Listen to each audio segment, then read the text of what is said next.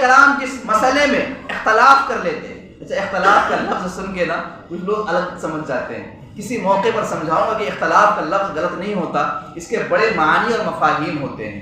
بہرحال جب صحابہ میں کسی مسئلے کے معاملے میں اختلاف ہوتا تو اس کے حل کے لیے حضرت ام المومنین حضرت عائشہ صدیقہ کے پاس آتے، اور آپ جو فرما دیتی وہ لوگ قبول کر لیتے، کیونکہ اللہ کے رسول کی صحبت بھی آپ نے اختیار کی، اور ساتھ ساتھ تفقہ کے اور عظیم مجتہدہ بھی تھی، قرآن کی حافظہ بھی تھیں آپ۔ کون ہیں؟ حضرت عائشہ صدیقہ رضی اللہ تعالیٰ عنہ۔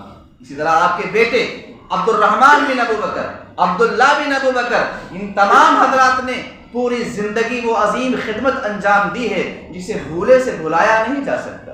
میرے پیارے بھائیوں اور عزیز ساتھیوں اور دوستوں، آپ کی بیٹی اسما جو سب سے بڑی بیٹی تھی صدیق اکبر کی، تھوڑا سا دھیان دیجئے گا، اسما نام کی ایک بیوی بھی آپ کی تھی صدیق اکبر کی، وہ اسما بنت امیس ان کا ہے، اور ایک اسما آپ کی اپنی بیٹی بھی تھی۔ عرب والے اچھے ناموں کو رکھا کرتے تھے، ایسا نہیں کہ محلے میں کسی کا ایک کا نام ہو تو اپنا گھر میں نام نہیں رکھیں گے، ایک ایک گھر میں کئی کئی نام کے لوگ، ایک جیسے نام کے لوگ مل جاتے ہیں۔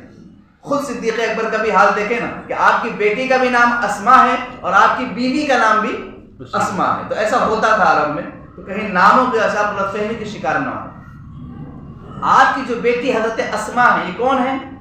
یہ عمر میں تھوڑی سی بڑی تھی حضرت عائشہ صدیقہ سے۔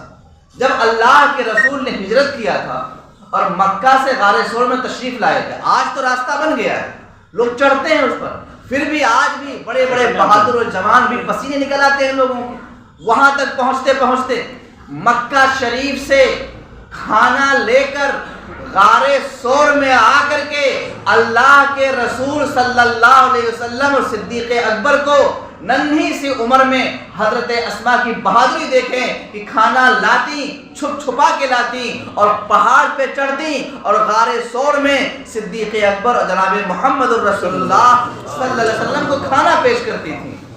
تقریباً اس وقت ان کی عمر 8-10 سال یا 11 سال کم و بیش رہی ہوگی۔ اب اندازہ فرمائیے کہ اتنی عمر میں یہ بہادری، شک ہو گیا تھا ابو جہل کو یہ اسما جاتی کہاں ہے، پکڑا، ایک تماچا مارا آپ کو، آپ رونے تو لگی مگر یہ راز ظاہر نہ کیا کہ اللہ کے رسول اور ابو بکر صدیق کہاں پر ہیں۔ حالانکہ روزانہ آپ آتی، کھانا لے کر کے چڑھتی اور اللہ کے رسول کی بارگاہ میں پیش کرتی تھی۔ آپ بتائیے کہ پورے خاندان نے کتنی قربانی پیش کی، خود اللہ کے رسول کی قربانی، خود سرکار صدیق اکبر کی قربانی، حضرت عائشہ کی قربانی، حضرت اسما کی قربانی، عبد الرحمن بن عوف، عبد الرحمن بن ابو بکر صدیق، عبداللہ بن ابو بکر صدیق، ان تمام حضرات کے ساتھ محمد بن ابو بکر صدیق بھی ایک عظیم ترین تابعی تھے۔ بعض لوگوں نے ان کو صحابی بھی مانا ہے، مگر بعض محدثین نے کہا کہ چونکہ ان کی پیدائش بہت اخیر میں ہوئی ہے، یہ صحابی نہیں، یہ تابعی ہیں۔ واللہ عالم بالصواب۔ بہرحال صدیق اکبر رضی اللہ تعالیٰ عنہ کے بیٹے تھے محمد بن ابو بکر، جن کی پرورش حضرت مولا علی شیر خدا حیدر کرار کرم اللہ تعالیٰ وجہ الکریم نے کیا تھا۔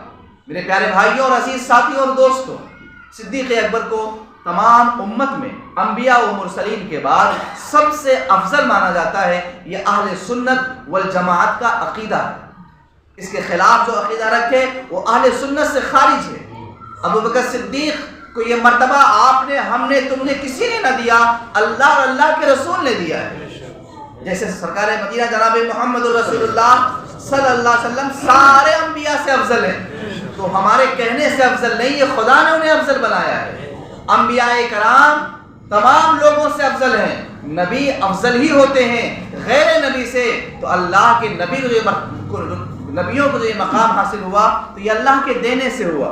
فرشتے غیر فرشتوں سے افضل ہیں تو یہ مقام ہم نے اور آپ نے نہیں دیا، اللہ نے انہیں افضل بنایا۔ ایسے ہی نبیوں اور رسولوں کے بعد پوری کائنات میں سب سے افضل حضرت ابو بکر، پھر ان کے بعد حضرت عمر، پھر ان کے بعد عثمان غنی، پھر ان کے بعد مولا علی شیر خدا حیدر کرار کرم اللہ تعالی وجہ الکریم رضی اللہ تعالی عنہ۔